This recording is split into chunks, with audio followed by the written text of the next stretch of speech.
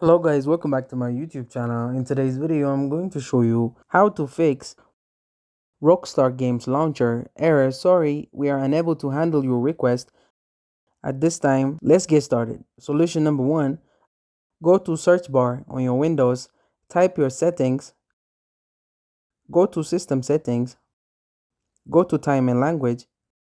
Guys, do not skip this part of this video and go to region and change your region.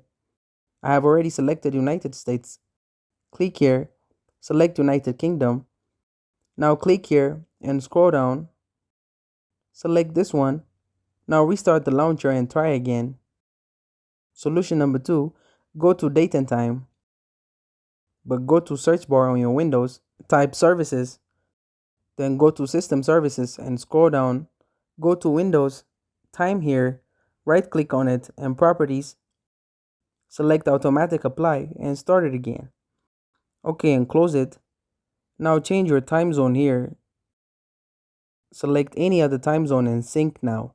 And it's done. Restart your launcher and try again. Thank you guys for watching this video. If this video was helpful, don't forget to like and subscribe to my YouTube channel.